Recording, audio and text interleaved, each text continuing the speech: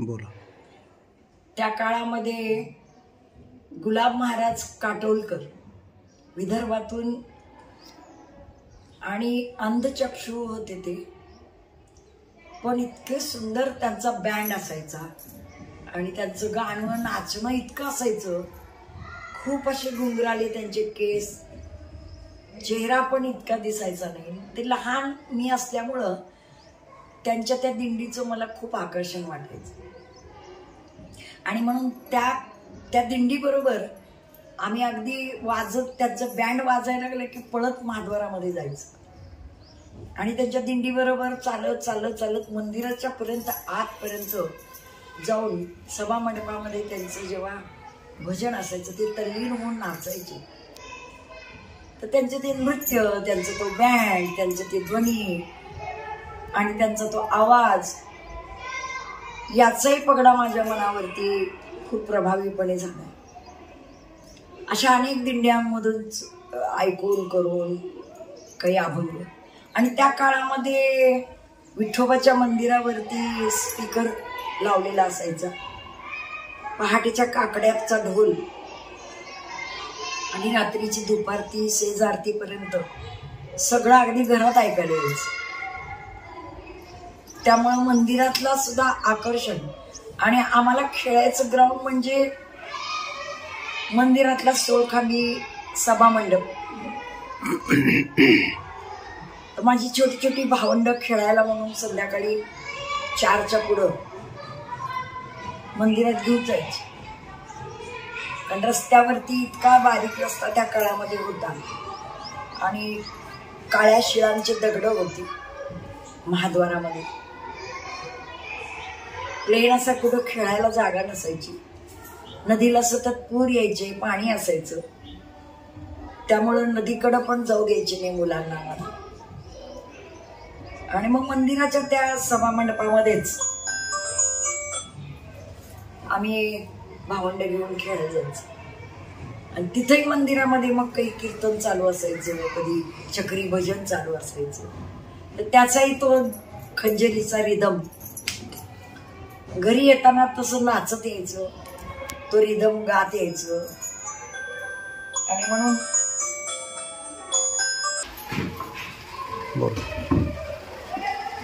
ह्या सगळ्या गोष्टींचा पगडा माझ्या मनावरती त्या लहान वयात जो झालेला होता. घरी येऊन मी आईच्या समोर नक्कल करायची, काही ऐकून आले की त्याचं पुन्हा रिव्हिजन. तिला खूप हसू यायचं, मोटर बंद, हे नवीन काहीतरी शिकून आली आहे बाहेरून, काहीतरी गंमत सांगते, काहीतरी विनोद सांगते. अशा दृष्टीने आई आमची ऐक ना म्हणून मी तिला बसवायची आणि तिच्या पुढं नाचायची. ती असं नाचत होते, ते तसं करत होते आणि हे सगळं करता करता तिला खूप आवडायचं ते. याचा परिणाम माझा लहानपणीचा जो आहे तो ज्याप्रमाणे मनाच्या आतमध्ये रुजला, पण त्याला व्यक्त करण्यासाठी मला कधी व्यासपीठ नाही आलं. मग शालेय जीवनामध्ये मला संगीत विभागाकडं, सांस्कृतिक कार्यक्रमाकडं मला एक आठवतं की वसंतराव नाईक मुख्यमंत्री होते पहिले. ते जेव्हा महाराष्ट्रात आले होते तेव्हा पंढरपूरला त्यांची भेट होती आणि संपूर्ण मराठी शाळांचं एक संमेलन त्यांच्या पुढं घेतलं होतं. त्यावेळेला मी काहीतरी 5वीत असेल. तर त्यांच्या समोर आम्हाला सुरबाला टोमके आणि मी दोघींना आमच्या 1 नंबर शाळेने सिलेक्शन केलं होतं आणि त्यांच्यासमोर आम्हाला स्वागत गीत म्हणायची संधी मिळाली होती. ते मला चांगलं आठवतं. आणि प्रत्येक वर्षी सांस्कृतिक कार्यक्रमामध्ये भाग घ्यायची. म्हणजे नृत्य आणि गायन ह्याची मला मनापासून लहानपणापासून जी आवड होती. आणि आमचं मारवाडी राजस्थानी नृत्य, राजस्थानी ढंग, राजस्थानी गाणे, मारवाडी भजनं, हिंदी भजनं ह्याचाही पगडा माझ्यावरती जरा जास्त प्रमाणात होता. आणि वारकरी संप्रदायाचं आणि राजस्थानी ढंग हे दोन्ही एकत्र आल्यामुळं हिंदी भाषा, मारवाडी भाषा आणि मराठी भाषा याचं मिश्र माझ्यामध्ये कधी उठल्या गेलं ते मलाच कळलं नाही. आणि 15व्या-16व्या वर्षी मला म्हणजे 13व्या वर्षीच मला बघायला पाहुणे यायला लागले. तेव्हा मी 7वीत असेल आणि 7वीतच माझा साखरपुडा झाला. 2 वर्ष लग्न थांबलं आणि 16वं वर्ष लागलं की माझं लग्न झालं. त्या पिरियडमध्ये मग सगळंच बुजून गेलं, संपून गेलं. घुंगट पद्धतीमध्ये माझं सगळं सांसारिक व्यवहारिक जीवन छोट्याशा 10 बाय 10 खोलीच्या सासरच्या त्या भाड्याच्या खोलीमध्ये मी माझ्या 3 दीर आणि आम्ही 2 नवरा बायको सासू सासरे असं कुटुंब रमलो. 2 वर्षानंतर लग्नाच्या मला प्रथम मुलगा झाला. पण त्या 2 वर्षामध्ये मला TBने ग्रासलं आणि TB सारखा दीर्घ आजार मला जेव्हा झाला तेव्हा माझं पहिलं अपत्य हे खूप कमकुवत झालं होतं. त्याला ते जगतं की नाही अशी अवस्था होती. आणि त्या पिरियडमध्ये औषध पाणी वगैरे हे मला भरपूर मेडिकल प्रमाणातून चालायचं. त्यानंतरचा काळ माझा खूप म्हणजे हालाकीचा गेला. घरची परिस्थिती पण खूप बिकट होती. सासऱ्यांना त्या काळामध्ये फक्त 200 रुपये पगार होता आणि मिस्टर बिडी कारखान्यामध्ये कामाला लागले. अगदी माझं पहिलं मूल झालं तेव्हा त्यांना फक्त 90 रुपये पगार होता. मोटर बंद करायला सांगितली की ना येऊ दे, थांब 5 मिनिट थांबा म्हणा. तर त्या पिरियडमध्ये पण म्हणजे जगणं कसं आता जगायचं. पहिलं मूल तर खूप आजारी, दवाखान्याचा खर्च, मुरदूस असा आजार त्या काळामध्ये त्याला नाव असायचं आणि जास्ती त्याच्यावरती इलाज नसायचे. पण काही देशी इलाज, काही गावठी असे काही इलाज करून त्याला मोठं करणं, सांभाळणं माझं आई म्हणून कर्तव्य होतं. मला काही शिवण येत होतं आणि मग माझ्या शिवणाच्या कलेतून 8 आण्याला ब्लाऊज शिवायचे मी बिडी कापणाऱ्यांचा. आणि त्या अर्थव्यवस्थेतून काही मिस्टरांचा पगार मग कालांतरामध्ये 150-200 पर्यंत गेला आणि त्यांचा पगार आणि माझं शिवणाचं असा अर्थव्यवस्थेतून माझा छोटासा संसार वेगळा साजरा झाला. म्हणजे मला तोपर्यंत 3 दीर होते. दुसऱ्या दीराचं लग्न झालं होतं. मग मला वेगळं राहण्याची परिस्थिती निर्माण झाली होती आणि आम्ही वेगळं राहून त्या मुलाला 5 वर्षाचं होईपर्यंत अगदी खूप जपलं. त्याचं नाव चंद्रशेखर. आज ते खूप माझा मोठा मुलगा म्हणून मला अभिमान वाटतो. त्यानंतर 3ऱ्या वर्षी मला दुसरं अपत्य झालं. ते खूप सुदृढ होतं. विष्णू म्हणून त्याचं नाव आहे. आणि त्याच्यानंतर मला पुन्हा TBचा आजाराचं उद्भवलं. TB ग्लॅन्स झाल्या, ज्याला गंडमाळा म्हणतो आपण जुन्या लोकांना. त्याच्यावरती खूप प्रकारचे इलाज केले. पण मला 3रं अपत्य जेव्हा गर्भात पडलं तेव्हापासून माझी तब्येत खूप खचली. म्हणजे मी हांतरुणातच होते. आणि 3री मुलगी झाली तेव्हा कुटुंब नियोजनाचं ऑपरेशन करून घेतलं.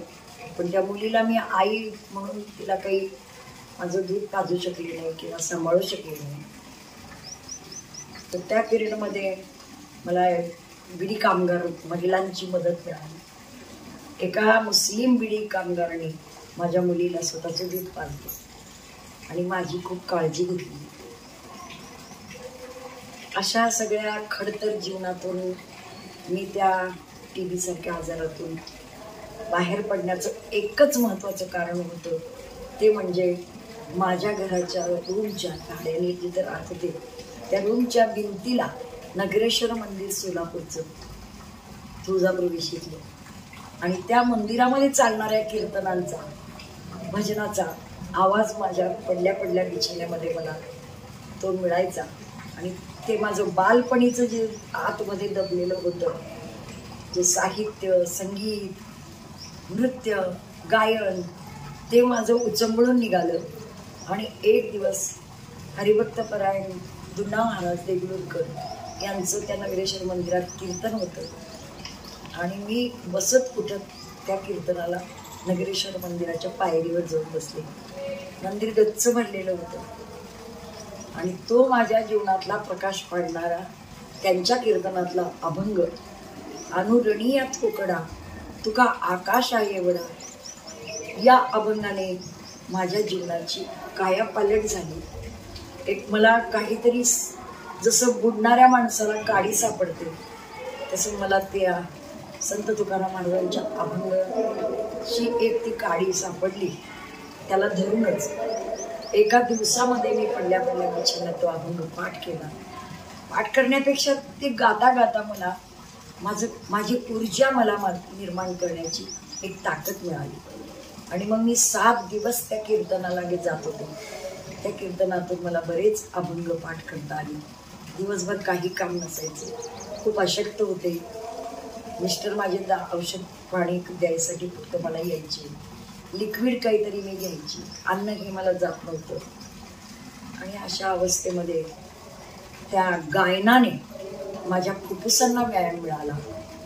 आणि आयुर्वेदिक एका वैद्यांच्या औषधाने मला माझी TBचा आजार, TB ग्लँड्स, गंडमाळा ह्या बऱ्या करण्यासाठी खूप चांगला आधार मिळाला आणि मी त्यातून बाहेर निघाले. पण जेव्हा मी बाहेर निघत होते तेव्हा माझ्या मनामध्ये संसार, त्याग हे सगळं तुच्छ आहे. आपण मेलो की जग बुडलं, आपल्यासाठी आपण काहीच केलं नाही, ह्या विचारांनी मी अगदी भारावून गेले. आणि आता जे जगायचं आहे ते आपल्यासाठी जगायचं आहे, आत्मकल्याणासाठी जगायचं आहे, आत्मसेवेसाठी जगायचं आहे. ही एक ऊर्जा माझ्यात निर्माण झाली. आणि ह्या दोन्ही विचारांनी, त्या ऊर्जेने आणि गायनाने मला एक ताजं जीवन, नवीन जीवन मला मिळालं. आणि मी तेव्हापासून सामाजिक, आध्यात्मिक आणि सेवेच्या भावनेतून माझा लहानपणी मिळालेला जो एक गाभा होता माझ्याकडे, त्याचा उपयोग करून मी समाजसेवेकडं कधी वळले पडलं नाही. त्या पिरियडमध्ये माझ्या मिस्टरांची नोकरी सुटली, कारखाना जप्त झाला, जप्ती आली, कारखान्यावर बंद पडला. आणि मग असंही हे झालं की आपलं सोलापूरसारख्या शहरामध्ये जगणं. तोपर्यंत माझा थोरला मुलगा 5वीत होता हायस्कूलला, दुसरा नंबरचा मुलगा इंग्लिश मिडियममध्ये 4थीत गेला होता आणि मुलगी अजून शाळेत टाकलेली नव्हती. हे 3 अपत्य घेऊन मी उन्हाळ्याच्या सुट्टीसाठी माहेरी आले पंढरपूरला. आणि मग पंढरपूरला येऊन मी निर्णय घेतला की आता आपल्याला तिथं जगणं कठीण आहे, आपण पंढरपुरात वास्तव्य करायचं. आणि म्हणून मी पंढरपुरात राहण्याचा निर्णय घेतला. आणि माझी शिलाई मशीन, मी माझा उद्योग, 1 वर्ष मिस्टरांशी कुठलाही समन्वय न साधता, त्यांनी इथं यावं असा आग्रहसुद्धा मी न करता माझा मी निर्णय घेतला आणि मुलांना शाळेत पंढरपुरात टाकले. मुलीला पहिलीला ॲडमिशन घेतलं आणि माझं जीवन एक 8-10 महिने मी सुरू करण्याचा प्रयत्न केला. माहेरची मदत, थोडीफार धान्य वगैरे, पण माहेरी मदत करून धान्य घ्यायची. वारीमध्ये हॉटेल वडिलांचं असायचं, हॉटेलमध्ये मी मदत करायला जायची. आणि मग मुलांच्या शाळेसाठी मला कपडे म्हणा, धान्य म्हणा, माझे आई वडील द्यायचे. मला तसं त्यांनी दिलेलं आवडायचं नाही, स्वाभिमानी खूप राहिलं. आणि म्हणून मला एक चांगलं जीवन पुन्हा पंढरपुरामध्ये जगता आलं. आणि त्या पिरियडमध्ये मी रोज नित्य विठ्ठलाच्या दर्शनाला जायची. आणि खूपदा मी पांडुरंगाचे पाय धरून आणि त्यांना इतकी विनवणी करायची की मला आता तुझ्या पायापासून लांब करू नको, मला तुझ्याजवळच, तुझ्या सानिध्यात राहायचे. आणि ही विनंती भगवंतानी ऐकली. आणि एक काहीतरी वर्षातच माझे मिस्टर इथं आले आणि त्यांनी पण इथं नोकरी कापड दुकानामध्ये करून भट्टडच्या नंदकिशोर भट्टडे यांच्या दुकानात नोकरी पकडली आणि त्यांचा पगार 200 रुपये, माझं शिलाई, असं मिळून माझा संसार सुरळीत झाला.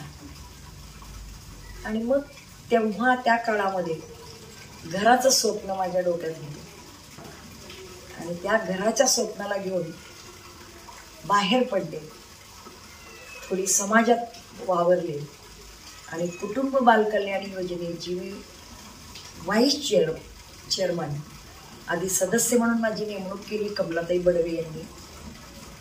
कुटुंब बालकल्याण योजना सेंट्रल गव्हर्नमेंटची योजना ही आपल्या पंढरपूर तालुक्यामध्ये 8 गावांना बालवाड्याच्या स्वरूपातून राबत होती. त्या प्रोजेक्टचं ऑफिस पंचायत समितीमध्ये एका वेगळ्या खोलीत असायचं. त्याच्यानंतर मला तिथं व्हाईस चेअरमन म्हणून मला पद मिळालं आणि मग मी या ग्रामीण भागामध्ये जेव्हा महिलांमध्ये जायला लागले, बालकांमध्ये जायला लागले, तेव्हा मला माझ्या या साहित्याचा, अभंगाचा, भारुडाचा मला उपयोग झाला आणि मी भाषण कमी आणि त्यांना रमवण्यासाठी मी गाणं आणि भारूड याच्या माध्यमातून मग प्रबोधन करत गेले. ती मला नाडी सापडली की समाजामध्ये आपण प्रबोधन करताना त्यांची काही सूत्र आहेत, त्यांच्या काही वेदना आहेत, त्यांच्या काही समस्या आहेत, त्या या संत साहित्यामध्ये आहेत आणि आपल्याला वेगळं काही करायची गरज नाही. आणि म्हणून मी भारुडाकडे वळले आणि त्या भारुडाला मी एक व्याख्यानासाठी निवडलं. आणि मग जनाबाईंचं जे भारूड रूपक आहे की त्यांचं जनाबाईंचं तर लग्नच झालं नव्हतं, पण सासरा नको, सासू नको, खंडेराया तुझं करी ते नवसू आणि मरू दे माझी सासू खंडेराया, हे जनाबाईंचं जे रूपक आहे त्याच्यावरती मुरळी कशी नाचते तसं मी नृत्य करून बायकांना सांगायची की 4 भिंतीमध्ये राहणाऱ्या तुमच्या सासू सासऱ्यांना जनाबाईंनी मारलं नाही. जनाबाईंनी कोणती सासू मारली, कोणता सासरा मारला, तर जनाबाईंचं लग्नच झालं नव्हतं, तर सासरा सासू त्यांना असण्याचं काहीच कारण नव्हतं, तर त्यांनी कुणाला मारलं, तर या 3.5 हाताच्या देहामध्ये असणाऱ्या ज्या विकृती आहेत ते काम, क्रोध, मदमत्सर, माया, लोभ, अहंकार, कल्पना, हे नातेवाईक जनाबाईंना गांजत होते आणि निस्वार्थपणे परमेश्वराची भक्ती करण्यासाठी जी सात्विक आचरणाची गरज आहे ते शोधताना हा कचरा बाजूला काढणं, ही घाण बाजूला काढणं त्यांना जसं सुचलं तसं आम्हा महिलांना सुद्धा हा कचरा आधी घरातला बाहेर काढल्याशिवाय आम्हाला समाजामधलं मला कोण काय म्हणतंय त्यापेक्षा सुद्धा मी माझ्या कुटुंबासाठी काय केलं पाहिजे, मी किती समर्पक राहिले पाहिजे, मी समर्पण किती दिलं पाहिजे, माझ्या नवऱ्याला काय आवडतं ते मी घरात जर केलं तर माझा नवरा बाहेर पंढरपूरला कशाला जाईल, दारूकडं कशाला जाईल, हॉटेलात कशाला जाईल, हे असे मी समन्वय साधून आणि त्या भारुडातून मी जेव्हा व्याख्यान द्यायची तेव्हा लोकांना, महिलांना, त्या काळामध्ये महिला शेलकट पांघरून यायच्या, म्हणजे खूप जुनी पद्धती, खेड्यातली महिला बाहेर पडत नव्हती, परंतु अशा पद्धतीने मी महिलांना सांगायचे आणि त्या 10 दिवसाच्या शिबिरामध्ये वगैरे त्यांना स्वतःचं उभं राहून नाव सांगणं इतपत त्यांना तयार करणं हे आमचं त्या पिरियडमध्ये काम असायचं. अशा कामातून मी सामाजिक कामात कधी वळले मलाच कळलं नाही. धन्यवाद.